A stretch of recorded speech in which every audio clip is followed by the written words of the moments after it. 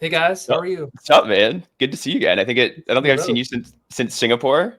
Yeah, it's So been a while. hope you've had a good year since. Has it been a year? Yeah, it's been a year. Yeah, Jesus. I feel like we launched a token. I think I've gone gray because of that. I think launching it. You want to get gray hair. Launch a token. That's guaranteed. You can actually see the progress of C Club here in my beard. So if you do so maybe build an AI to track that over time. I really I enjoy love what it. you both were talking about just now, though. I think it's so relevant. I like this weird double standard we have in this space, where like something's successful, we have this like suddenly pious attitude towards Zora and Pump That Fun, like apps that are like proving to be successful and people are using. But we're Yeah. not mad at like DraftKings and Prize Picks. Like half the U.S. is addicted to gambling apps. We're like, no, that's okay, but let's get mad at apps that could gain traction beyond things that we like. Totally. And they raise that much money in private markets, right? So the fact that, the public markets can participate in a business like this is great.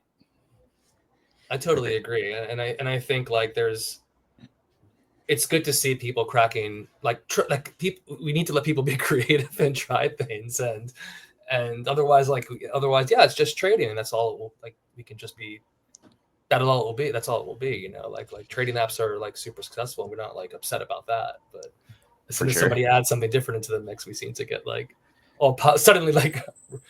I feel this is where Josh will drop the anti-memetics mention again. Yeah, I haven't read the book, so I don't know if that's relevant. I mean, you should read the book. It's great.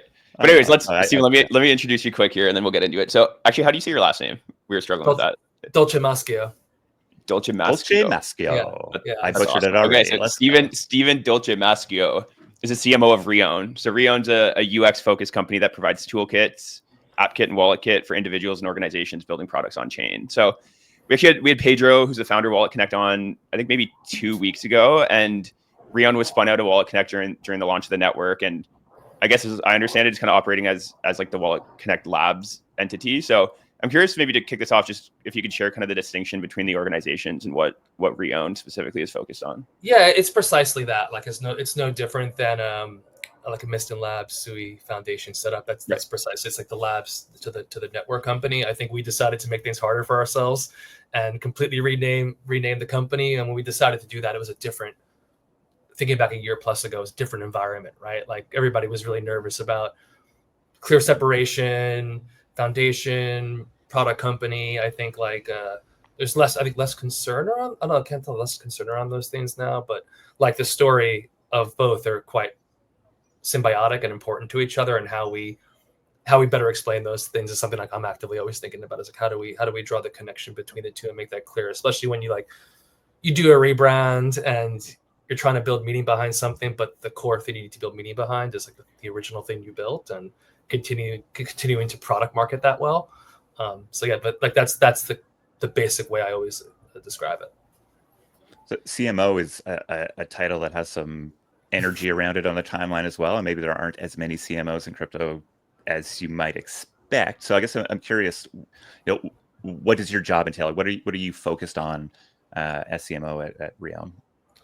I mean, my ultimate job is to drive growth of both like product adoption and then network adoption. So like I think your role as a CMO is ultimately always to drive growth and promote the product and build the product brand. Your brand is your product. I think we're lucky in that Wallet Connect is a product that existed for 7 years, but it's still like there's still a lot of work to do around just product marketing in the space in general. I feel it's not like a skill set that we value a lot, but I think we're gonna have to value it, especially with I think where the space is heading, the industry's heading, with like fintechs coming in more. Like if you can't, they know how to explain their product and how to acquire users. I think like we have to. That's like kind of what I'm like hyper focused on is like how do we continue to build the best product brand possible, and then ultimately like deliver value, build our network and user token holder base, and also at the same time build our builder base and enterprise and do like really good enterprise and B2B marketing as well. It's like it's pretty multifaceted. And also, yeah, it's like it's a weird. It's like I think CMO is often like a mild term. It's a weird label in this space. I think it's like important to have. I don't know. I think it's important to have a CMO, but we usually have heads of leads, or like heads of marketing in many companies as one person. I mean, how do you think about the like positioning or differentiation of the Reown toolkit in this kind of increasingly confusing wallet landscape?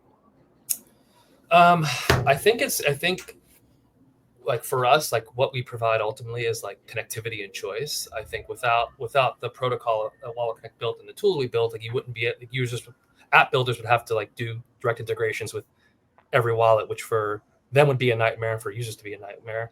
And I think the main thing like we try to provide is like be a Switzerland and give access across every chain to every wallet, so like users can ultimately connect to the app of choice and make the builder's life easy, where they can do one integration to include 600 plus wallets, or do social email login, or have on-ramps built in, swaps all built into their product.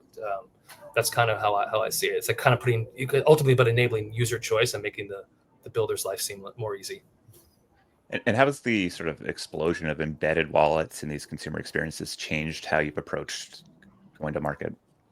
It's a good question. I mean, obviously, like with Privy being acquired by Stripe, I think you're going to see, and there's a lot of like wallets have embedded wallet products. I think like that's what will drive new user growth. Like if I'm a wallet, I'm probably thinking about, okay, well, am I getting is a new customer going to come on chain through a seed phrase in the wallet, or something more native like Google email social? Like even on our embedded wallet, most people use Google. I don't think most people log in through socially. I think like the default for most people who are coming from Web 2 is Google. But I do think like it's going to become pretty ubiquitous, I think, and like the cost of it will go down, and I think it's going to be very competitive, especially if looking at the wallet landscape, like where are new users coming from?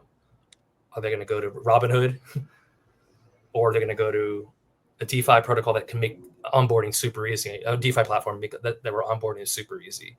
And I think that's kind of like for app growth and wallet growth, like that has to be seamless. Otherwise, I think it's really hard to attract new people when you have like fintechs coming in who already have users, they already have great UX, and people feel safe. They don't want to deal with like seed phrase and losing of funds and having no possible like feeling of insurance. So yeah, it's like very prescient right now. But I think like having that, I'm curious to see like how it's all going to play out. But I think every wallet is going to need it, and every app is going to be looking to have it, especially with the proliferation of stablecoin payments too. The same thing.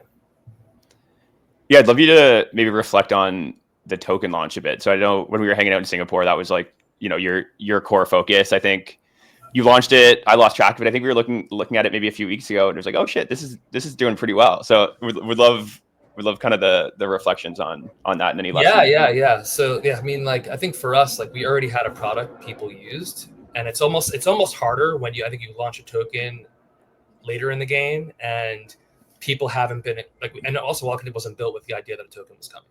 So you kind of have to then train people like, okay, we have a token now. Here's what the product does. And you're also bringing in a whole different type of audience of token holders. You have to kind of like educate and do product marketing too. And sometimes they don't really care. They just want to know, okay, well, what make number go up? And if I stake, I want the best APY possible. But like for us, it's gone, I think, as well as it could, given like the dynamics of how unpredictable the market's been and continues to be. I think the day before we listed the token, Trump announced the tariffs, and I had like in my like bingo card, I was like, okay, I think we've done everything we can do. What I can't control is the market, and what I also can't control is Trump tweets some crazy shit. Literally the day before, I was like, God, no, don't do this. But yeah, I think it's gone very well. I think it's like there's no blueprint. I feel it's like you're never not learning, you're never not adjusting. I think part of being successful at it is you kind of have to stick with your core value, belief system, and product truth, and just keep hammering people with that. I think where you get in trouble is trying to narrative hop and play to the market and then just dilute meaning. Like people just don't understand what you're trying to do. Like we do have a product that does play an essential role in the infrastructure of the crypto ecosystem. So like continuing to reinforce that and educate about that, and not look at price, not worry about the pressures of people yelling at you. We just actually launched the claim today for the Solana version of the token. So we did a claim with 5 different partners: Solana Mobile, Phantom, Soulflare, Jupiter, and Backpack. And that was really just designed to, okay, look, these are target. It's not just airdrop. Let's get a list of criteria that's important to our partners and distribute token to high value power users of these products. Like let's reward the right behaviors, and then that's kind of and we kind of wanted to, given the nature of the interoperability of WalletConnect as a protocol, we want to have the token available on different ecosystems and enter different ecosystems. That's kind of probably the best user acquisition we can do when I think about like how to gain new users, enter new ecosystems, understand them really well, distribute token to the right people or right builders, and then build from there versus trying to compete in the KOL attention game. I just think it's just really hard. Like I think it's really hard to do and almost impossible to stay top of mind. I mean, you sort of mentioned even from the legal structure that you know these things take time, and so like a year ago we're in a very different place than we are today. I feel like that probably comes through, maybe is most apparent when people think about the underlying value prop of a token, where maybe before it was a little bit, the sort of revenue word was very bad, and now we're sort of in an era where I think that's an expectation. So maybe can you sort of like give us like the TLDR on how this token maybe either empowers you doing your job as a CMO trying to grow it, or what the underlying sort of intention and mechanism is there? I mean, so like WalletConnect historically since its inception was like public good infrastructure that everybody's used, right? And there's never been a monetization of that. It's in our roadmap, and that's kind of how we're think that ultimately is where revenue will come in, and building like a self-sustaining revenue generating network, which is critical for a business, right? Like you can't like the expectation they're just gonna have a token that has no revenue tied to it is like we were saying earlier. Like it's not, you wouldn't build a business like that, So I think what we have to think about is there's billions of value running through the network. How do you look at sustainably monetizing that in a way that everybody's aligned to, and the different people who are moving the value on chain and different partners from node operators to wallets to apps are all in line with. And I think that's something we have to figure out and work through. And we're actively thinking about how and when that happens, but it's always been part of the roadmap to think through that. And is that more of a like transaction fee model, or a SaaS model? Like what's the? Not SaaS. It's probably more like it's probably more fees built into the transaction flow somewhere. Got it. Okay, so maybe before we let you go here, I think you have held, I think, marketing roles at a record label, Nike, Sonos, Ledger. Mm-hmm. Obviously, have experience in both the crypto marketing landscape and the traditional marketing landscape. So I'm curious, what do crypto native organizations get wrong with marketing? I think we like eschew consistency. Like being consistent, driving home like what you do repeatedly is what the best brands do, and there's a reason for that. I think we need better design. Like we do not put a high value in this space on like design, product design. We need like better designers in this space. I feel like people like companies like Rodeo, Zora, they understand, like they feel like product design companies to even use their apps. Okay, there's thought that went into this. I think it's why Coinbase does so well. It's like very much a product design driven company, and I think we need more of that, and design more at the center of like I put a high stake on like branding and design. These are really, really important, like sacred cows to me, and I think like we need more of that in this space. I think there's just a desire, I think, for short-term thinking, pivot constantly, so you're ultimately building meaning in nothing. And I also think product, like I think the roles of product, I keep saying like the roles of product marketing and design are going to be probably the most important like core competencies you want to have in your team in the direction we're heading, right? If you want to appeal to Web2 SaaS, or you want to appeal to fintech, or you want to beat them, you're going to have to be better at these things. And we're going to have to, as an industry, get better at these things. Yeah, well, so I think Josh is always on the marketing to a parade, not a standing crowd vibe. And I think that is something that the narrative hopping and or just the novelty driven timeline that we're sort of beholden to in some way, I think really gets in the way of that. But I think you're very right. Consistency and hopefully something a little bit deeper to believe in, I think is going to be an enduring trait of brands that break through. But Stephen, and also as a marketer, your brand isn't more important than the brand you're working. I think we also do that in this space. Like your own brand is that more important than the brand you're working on.